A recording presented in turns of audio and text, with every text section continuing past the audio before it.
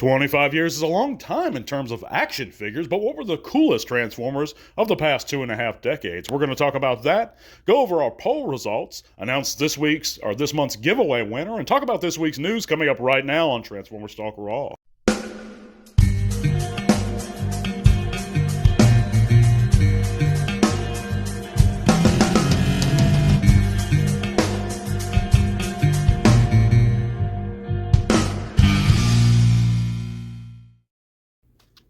So we're back, friends. Thank you guys for listening into another TTRP. That's the Transformers Talk Raw podcast here on YouTube and Spotify. If you guys haven't heard, and click all those wonderful links in the description below. It's going to take you all kinds of cool stuff, including our Facebook group, where we'd love to see you guys. It's growing all the time. You can share your own channels or pages there, chat bots with us. You can also help support the podcast further by clicking that link to our Patreon in the description below. That $1 or $3 a month is going to get you an automatic giveaway entry or two into every giveaway we do. If you sign up at the $3 level, you'll automatically get 2 every month, and at the $1 level, you'll get an automatic entry in every giveaway. Like I said, it's a pretty good deal, guys. For $1 or $3, you get a great shot, or a really great shot at getting a good figure every month that's shipped at my expense, brand new. So if you haven't considered and you're able to, help out the podcast a little further. If not, appreciate you guys listening. Hit that thumbs up button. Check out all those great links. My buddies' channels, my buddies' music, So, yeah, thank you guys so much again for listening. We're going to go over the top 10 greatest figures of the past 25 years, in my opinion. Now, there's some criteria, guys, before I get into all these, as to what's going to be allowed to be on the list. Of course, obviously, it had to have come out in the past 25 years, but also I would have had to have owned them or a version of them at some point. Excuse me. So there's other criteria, but, these are just my opinion, guys. If you disagree, let me know in the comments why you disagree, or if you agree with me, let me know too. But let's get it started with number 10 in order, guys. Of the 10th coolest Transformer of the past 25 years, and that's going to be the Generations Titan class Metroplex. Now, of course, this figure had all the bells and whistles at the time, including lights and sounds, which is a real luxury in today's terms. We don't even get that with most HasLab releases. This had an original release date of July 18th, 2013 at San Diego Comic-Con, with a general release a little bit later that year. And like I said, guys, there was a reason I chose this figure for many, many years. It was the largest Transformer ever produced. It had those great lights and sounds, great features. He just has such a great presence on the shelf. It's a wonderful figure. He was sturdy at the time. People let their kids play with it. It's just a great figure. I like it. He's my number 10 for the greatest Transformer of the past 25 years. Number 9 is going to be Kingdom Cyclonus. This had an original release date of February of 2021, and this is the Cyclonus that I personally had always wanted as a kid, as an adult. This is just a great figure in every way, a perfect screen representation almost of what we see from the animated series and even some parts of the Marvel books. He's just a great Cyclonus, and the transformation's intuitive but simple. Colors are great. I think he's sturdy. He feels good in the hand. He wasn't expensive when he first came out, and he's climbing a little bit in price, but you can still get one because there's a couple versions of the mold now. But that Kingdom Cyclonus just takes it. The cake for me at number 9. Moving right along, guys, and going back a good ways to July of 2001 is going to be the RID, or Robots in Disguise Megatron. Of course, that's the Car Robots Gigatron in Japan, and that's the version I had, but it's essentially the same figure as the RID Megatron. But this figure just had, again, great features, real vac metal in a lot of places. It was a modern-day version of Six-Shot. He had those 6 modes. I think the later release or the retool had added a mode or two. But the RID Megatron was just wonderful. They used that same mold for a BotCon exclusive, or a retool of it. I think they gave it a new head. But this was just a great figure, guys. I loved it. He was fun. Again, I think it speaks for itself in a lot of ways. Let's go on to number 7, guys. And, of course, we're going to stay in the same era, and I'm going to say it, the RID Rail Racer. was number 7th coolest Transformer of the past 25 years, and this is the combined team, all of them. As individuals, they had great train modes. I did like their individual robot modes, other than Midnight Express, who had those really oversized legs. But as a gestalt, as a team, this was a wonderful figure. My second favorite Autobot combiner of all time, by the way. My first being Computron, but I love the RID Rail Racer. I wish they would redo him or re-release him at least at some point. It was just a great, phenomenal figure and really fantastic alt modes. And that's just my opinion, guys. And I know a lot of people are going to disagree with a lot of these on this list, but let me know why. It's fine if you disagree. Just let me know why you do. But number 6 is going to be, for me, Legacy Menasor. Of course, this was originally released on Drag Strip was released in March of 2022. And he's just perfect in every way to me. I mean, and that's really all I have to say about it. He's just so fun. He's the Menasor we always dreamt of.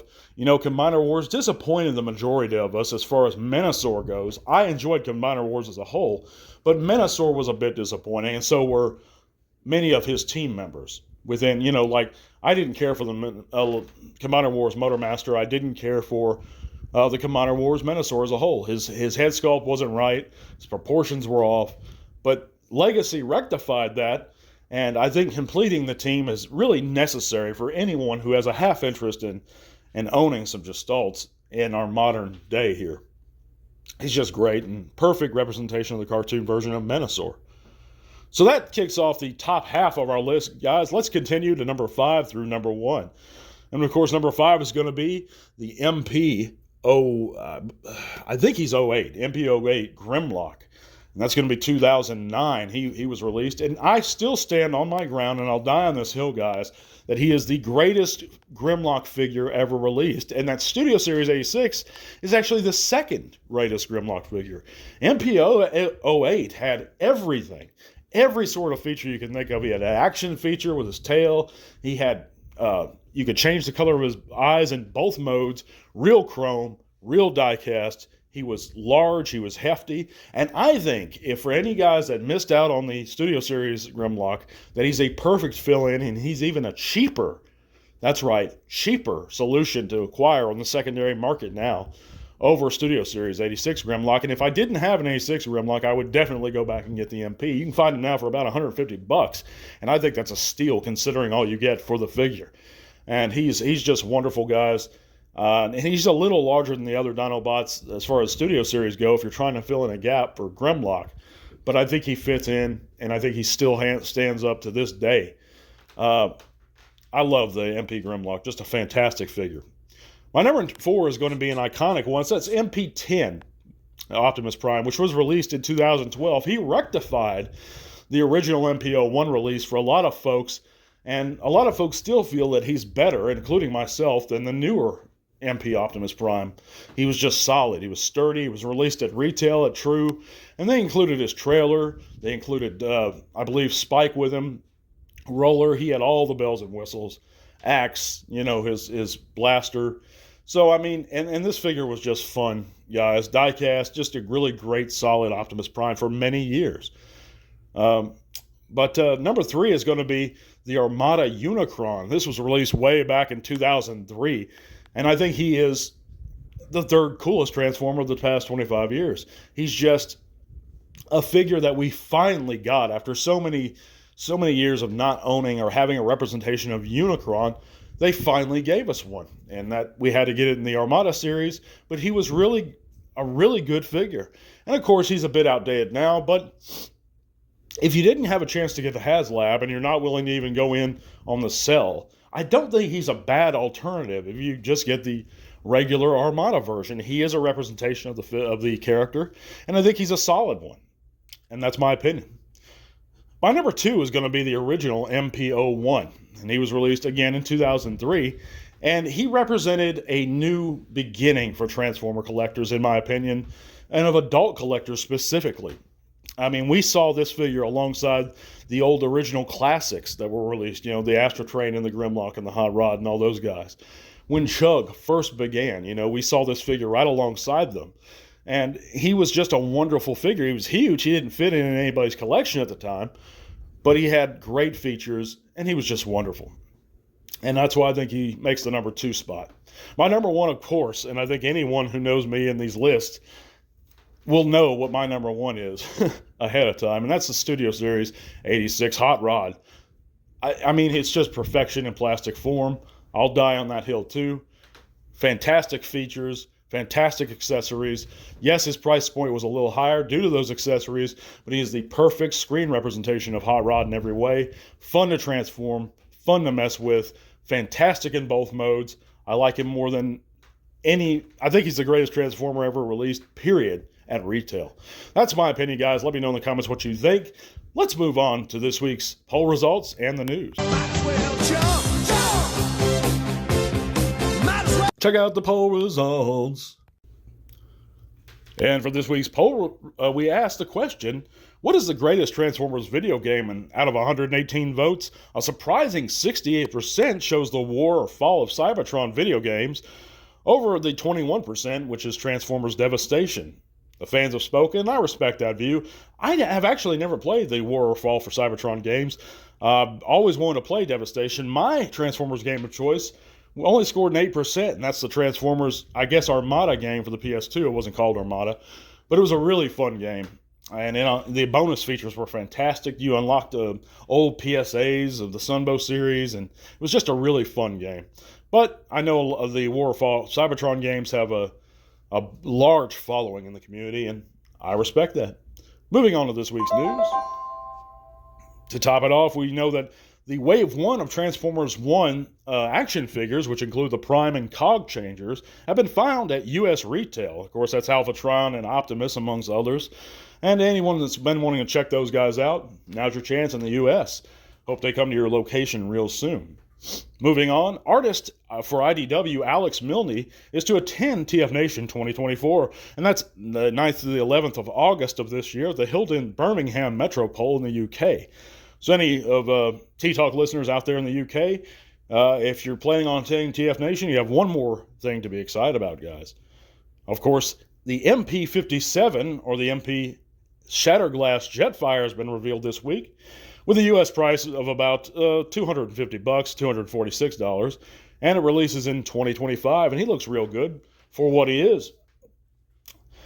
Also, we know that the Legacy United multi-pack, which consists of the Tarn Redeco and Squeeze Play, which is a Mind Wipe retool, has been found at Canadian retail. So all you lucky Canadian fans up there, pick him up if you're so inclined. But let's move right along to the giveaway winner, guys. And that's, of course, for a sealed, boxed Legacy Elita 1. And that's going to be shipped at my expense to our patron supporter, Jonathan B. And congratulations, Jonathan B. I'll be getting your figure out to you real soon. I'll reach out to you probably via Patreon itself. And or you can write to me at my email address, and that's going to be... Well, I'll contact you, man. I'll reach out to you via Patreon probably, actually. But yeah, if you didn't win, guys, just keep heart. You know, like I said, every one of our supporters has a really great chance of winning every month. There's only like, I think, 6 of you guys, currently 5 or 6. And but if anyone would like to support the show, guys, that's the way to do it. And you get good perks. You get your name at the end of the segment, and you get those giveaway chances. So thank you, guys, for everyone who just listened and all your support. Love you guys. I'll be back next week. Sorry for the delay this week. It's been a crazy week, guys, with the holiday. Hope you guys have a good one. God bless, and till all are one. This podcast is made possible thanks to the support of listeners like you. Thank you.